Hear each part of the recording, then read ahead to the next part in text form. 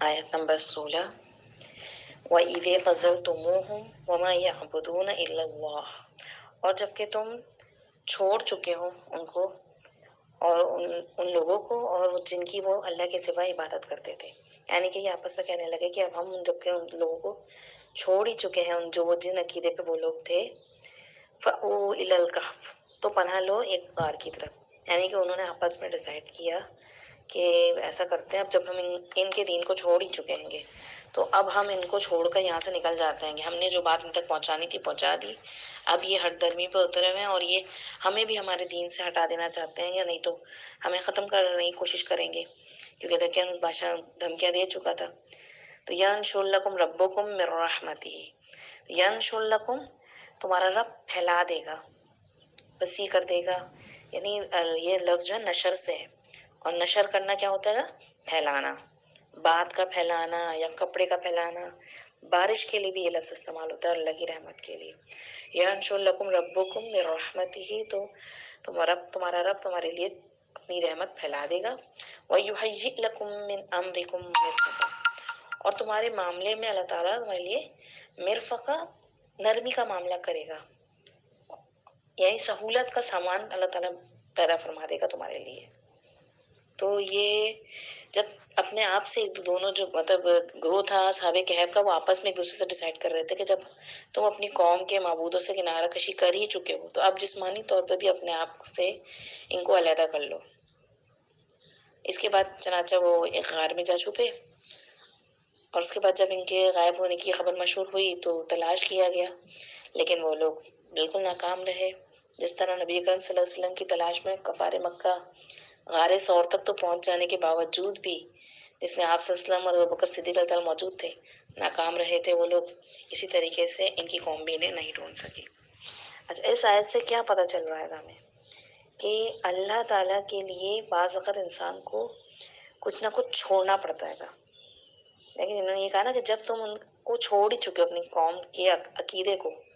تو اب اس جگہ کو بھی چھوڑ دو، یعنی کہ قربانی کرنی پڑتی ہے۔ آپ خود بھی اپنے آپ کو اس جگہ تصور کریں جیسے کہ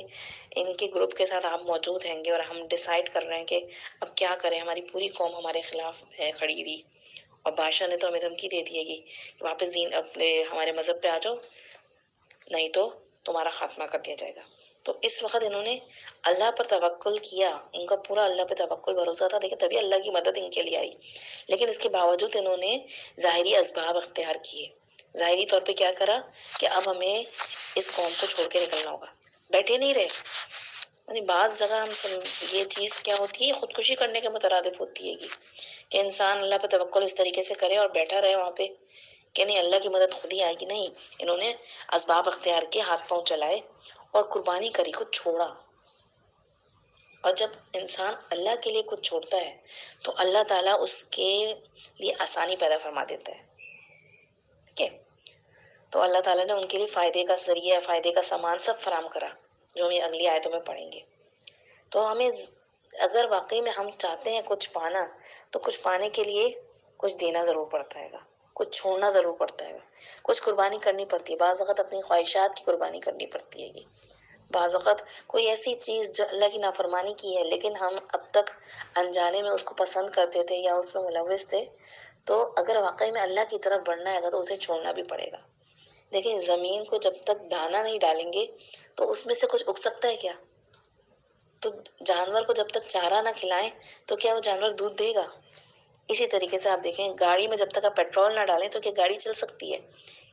تو اللہ کو کچھ نہ کچھ آپ کو دینا پڑتا ہے، کچھ نہ کچھ قربانی کرنی پڑتی ہے اللہ کے راستے میں،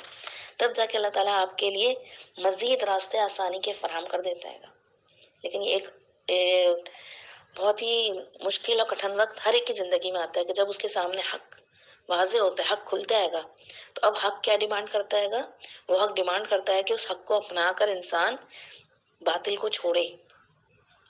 کیونکہ حق جو ہوتا ہے وہ انسان کی آنکھیں کھول دیتا ہے، دل کھول دیتا ہے گا۔ تو اس کے بعد انسان کو کچھ نہ کچھ باطل چیز، جو چیز اس کے ساتھ اٹکی ہوئی ہوتی ہے گی، اس کو چھوڑنا پڑتا ہے گا۔ جب آپ اس کو چھوڑیں گے تو اللہ تعالیٰ آپ کے لیے آسانیاں فراہم کر دے گا، اللہ تعالیٰ آپ کے لیے فائدے کا سامان فراہم کر دے گا اور آپ کی زندگی کو آسان کر دے گا صراط مستقیم پہ چلنے کے لیے۔ آیت نمبر 17 وَتَرَى الشَّمْسَ إِذَا طَلَعَتْ تَزَاوَرُ عَنْ كَهْفِهِمْ ذَاتَ الْيَمِينِ، اور تم سورج کو دیکھتے ہو کہ جب وہ طلوع ہوتا ہے تو ان کی غار سے دائنی طرف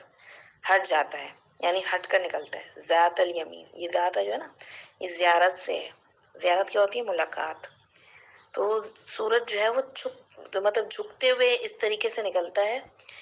یعنی سورج طلوع کے وقت دائیں جانب کو نکلتا ہے کہیں۔ وَإِذَا غَرَبَتْ تَقْرِضُهُمْ ذَاتَ الشِّمَالِ، اور جب وہ غروب ہوتا ہے تو بائیں جانب ان سے کتراتا ہوا نکل جاتا ہے۔ کہ سورج طلوع کے وقت دائیں جانب کو نکلتا ہے اور غروب کے وقت بائیں جانب کو کترا کر نکل جاتا ہے، یعنی کہ وہ ان کے غار کا منہ جو تھا اس طرف تھا شمال کی جانب، کہ دونوں وقتوں میں ان پر دھوپ نہیں پڑتی تھی۔ ان دونوں وقتوں میں کیا ہوتا تھا کہ وہ دھوپ سے زندگی کے لیے جتنی دھوپ کی ضرورت ہوتی ہے گی اتنی دھوپ ان کو مل رہی تھی، لیکن ڈائریکٹ ان کے اوپر دھوپ نہیں پڑ رہی تھی کہ جس سے ان کے لیے نقصان دہ ہو یا ان کی آنکھ کھل جائے۔ وَهُمْ فَجْوَةٍ مِّنْهُ، اور وہ اس کی درمیان کھلی جگہ میں موجود تھے، یعنی اللہ تعالیٰ نے ان کو ایک ایسی کھلی جگہ میں رکھا ہوا تھا جہاں ایئری کشادی جگہ جو ہوتی ہے گی، جیسے ہم کہتے ہیں نا کہ یہاں پہ میرا دم گھٹ رہا ہے، گھبراہٹ ہو رہی ہے گی،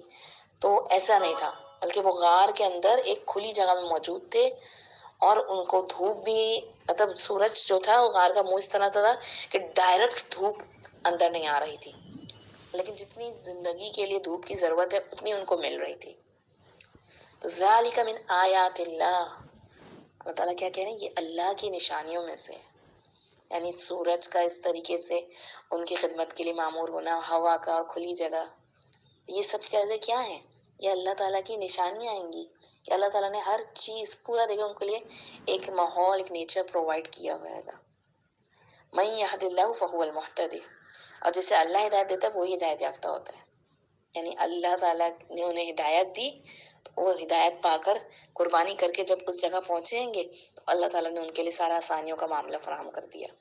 وَمَن يُضْلِلْ فَلَن تَجِدَ لَهُ وَلِيًّا مُرْشِدًا، اور جسے اللہ گمراہ کر دے تو اس کے لیے تم نہیں پاؤ گے، فلن تجد لہو، تم اس کے لیے ہرگز نہ پاؤ گے، ولین، کوئی ولی، مرشدہ، اور نہ ہی کوئی مددگار یا راہ پر لانے والا۔ مرشد کہتے ہیں نا، پیر و مرشد، مرشد یعنی رجھ سے، ہدایت سے، یعنی ہدایت کی طرف لے جانے والا، کوئی اس کو راہ پر لانے والا نہیں ہے۔ یعنی کوئی بندہ اللہ کو چھوڑ کر کسی اور پر بھروسہ کرے، کسی اور کی طرف دیکھے، کسی اور پر توکل کرے، کسی اور سے پریشانیاں دور کروانا چاہے، کسی اور سے حاجت روائی کرے، تو اللہ تعالیٰ کیا کہہ رہے ہیں گے؟ مگر ایسے شخص کو اللہ تعالیٰ گمراہ ہو جاتا ہے وہ شخص، اور پھر اس کے لیے کوئی مددگار نہیں بچتا اور نہ ہی اس کو کوئی راہ پہ لانے والا بچتا ہے۔ ہم سمجھتے ہیں یہ پیر و مرشد ہمیں راہ پر لا رہے ہیں گے اور ہماری مدد کریں گے، حالانکہ اللہ تعالیٰ صاف انکار کر رہے ہیں گے کہ جس کو اللہ گمراہ کر دے، جو اللہ کی رسی کو چھوڑ کے اللہ سے دور نکل جائے، کسی اور کو تھام لے،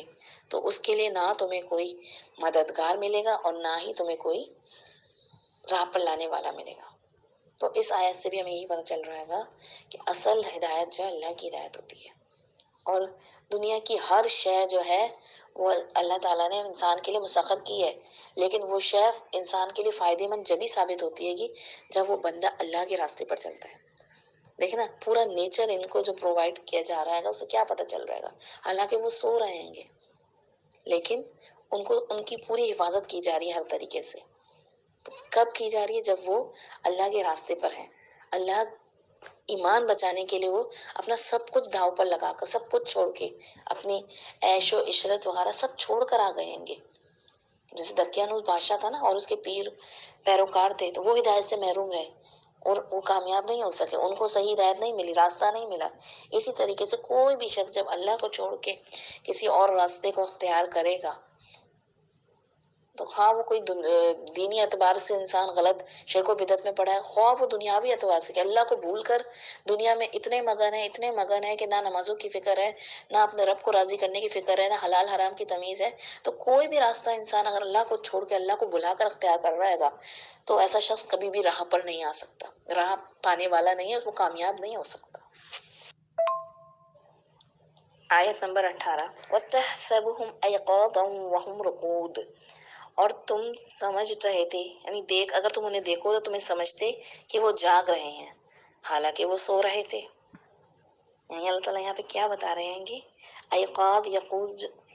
یقیز کی جمع ہے، یعنی کہ وہ ایسے محسوس ہوتے تھے کہ وہ بیدار ہے. اس کا مطلب ہے ان کی آنکھیں کھلی ہوئی تھی جس طرح جاگنے والا شخص ہوتا ہے گا. وَنُقَلِّبُهُمْ ذَاتَ الْيَمِينِ وَذَاتَ الشِّمَالِ، اور ہم ان کی کروٹیں بھی بدلتے رہے دائیں اور بائیں. یعنی شاید کروٹیں بدلنے کی وجہ سے ایسا محسوس ہوتا تھا، یعنی وہ اتنی کروٹیں بدل رہے تھے کہ جیسے کہ وہ جاگ رہے ہیں. یعنی یہ سب کیوں اللہ تعالیٰ نے کیا تھا؟ تاکہ ان کے جسموں کو مٹی نہ کھا جائے، ان کو بیڈ سورس نہ ہو جائے، کوئی تکلیف نہ ہو جائے. تو وہ اللہ تعالیٰ نے فرشتوں کو ان کی دیکھ بھال کے لیے، ان کی نرسنگ کے لیے ڈیوٹی پہ معمور کر رکھا تھا، جو وقفے وقفے سے ان کی کروٹیں بدلتے رہے، تاکہ سال ہاں سال تک ایک ہی پہلو پہ اگر یہ لیٹے رہتے تو ان کی باڈی میں بیڈ سور جیسی کسی تکلیف سے ہو سکتی تھی. تو اللہ تعالیٰ نے ہر طریقے سے دیکھیں، آپ دیکھیں میں نے بتایا نیچر کے ذریعے بھی ان کو کس طریقے سے ہر چیز پرووائڈ کی ہوئی تھی، اور یہاں پر اللہ تعالیٰ نے انہیں باقاعدہ فرشتوں کی نگرانی میں ان کو ایسا رکھا ہوا تھا کہ وہ کروٹیں بھی ان کی چینج کرا رہے تھے. وَكَلْبُهُمْ بَاسِطٌ ذِرَاعِهِ بِالْوَصِيدِ، اور ان کا کتا اپنے دونوں ہاتھ پھیلائے ان کی دہلیز پر بیٹھا ہوا تھا. یعنی ان کی حفاظت کے لیے اللہ تعالیٰ کی طرف سے انتظام تھا تاکہ کوئی ان کے قریب بھی نہ جا سکے.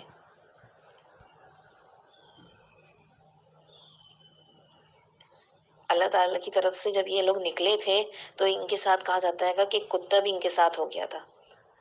اب وہ واللہ عالم وہ کتا ہم کہیں کہ ہدایت پایا نہیں پایا، لیکن یہ اللہ تعالیٰ کی طرف سے ان کی حفاظت کے لیے انتظام ہوا تھا. اور وہ کتا اپنے دونوں پاؤں پھیلائے اور ایک اس غصے کی حالت میں اس طرح سے بیٹھا ہوا تھا. لو اطلعت علیہم لولیت منہم فرارا، اگر تم ان پر جھانکتے تو ان سے پیٹ پھیر کر بھاگ جاتے. وَلَمُلِئْتَ مِنْهُمْ رُعْبًا، اور ان کی طرف سے تم پر ہیبت طاری ہو جاتی، یعنی روب پڑ جاتا. یعنی اللہ تعالیٰ نے ایک ایسا ماحول کریٹ کر کے رکھا ہوا تھا کہ کوئی بندہ اس طرف پھٹک بھی نہیں سکتا تھا، کیونکہ وہ اس طریقے سے اندر موجود تھے کہ وہ کروٹیں بدل رہے تھے، اور ان کی دہلیز پر بغار کی ایک کتا اپنے پاؤں پھیلائے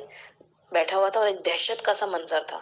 کہ کوئی شخص ایک خوفناک کتے کو دیکھ کے اس ایسے منظر کو دیکھتے وہاں سے ڈر کے مارے بھاگ جاتا اور اسی میں اپنی عافیت سمجھتا. تو اس طریقے سے دیکھیں اللہ تعالیٰ نے ان کے لیے پوری حفاظت کا بھی انتظام کر رکھا تھا. یہاں پہ قرآن شریف میں اس کتے کا ذکر ضرور آیا ہے، لیکن ہمارے دین میں نبی کریم صلی اللہ علیہ وسلم کی کئی احادیث ملتی ہیں کہ کتا ایک ناپاک جانور ہے، اسے پسند نہیں کیا گیا. ایک حدیث کا ذکر کروں گی کہ نبی کریم صلی اللہ علیہ وسلم جس نے کتا رکھا اس شخص کے نام اعمال سے ہر روز ایک قرات کم ہو جائے گا. اور صحابہ نے جب ایک قرات کے بارے میں پوچھا کہ ایک قرات کیا ہے، تو آپ نے فرمایا ایک قرات احد پہاڑ کے برابر، یعنی کہ نامہ اعمال میں سے ایک قرات نیکیاں کم ہو جائیں گی اس کی ہر روز. اب سوچیں ہمارے نیکیاں کتنی ہوتی ہیں اور برائیاں اور گناہ ہم سے کتنے ہوتے ہیں. تو کتا رکھنے کی اجازت بھی نبی صلی اللہ علیہ وسلم نے بتائی ہے کہ کیسے کتا کیوں پالا جا سکتا ہے، کیوں رکھا جا سکتا ہے. 3 چیزوں کے لیے آپ نے فرمایا گا کتا رکھا جا سکتا ہے گا. کھیتی کے لیے، یعنی کہ کسی کا کھیت ہے تو کھیت کی حفاظت کے لیے، یا جانوروں کی نگرانی کے لیے، یعنی کہ کسی کے پاس جانور وغیرہ ہیں تو ان کی حفاظت کے لیے اس کو رکھنے کے لیے اجازت ہے، جائز ہے. یعنی اور ایک جو آپ کسی خاص مقصد کے لیے، یعنی جاسوسی وغیرہ کے لیے جو رکھتے ہیں گے جیسے پولیس وغیرہ وغیرہ، تو ورنہ کتے کو رکھنا، کتے کو پالنا جو ہے وہ ہمارے دین میں ناپسندیدہ ہے، انتہائی ناپسندیدہ ہے. یہ ہمارے یہاں جو ویسٹ سے کلچر آیا نا کتے والا، تو یہ ٹامی کلچر جو ہے یہ بہت ہی خطرناک ہے ہمارے لیے. ہم سمجھتے نہیں ہیں، ہم کہتے اس سے کیا ہوتا ہے گا. کتے کی تو مطلب سیل پہ بھی جو ہے وہ بھی ناجائز رکھی گئی ہے کہ کتے کی خرید و فروخت بھی جو ہے وہ جائز نہیں ہے. تو ہمیں اس سے اپنے آپ کو محفوظ رکھنا چاہیے ایسی چیزوں سے جو ہمارے دین، ایمان اور ہمارے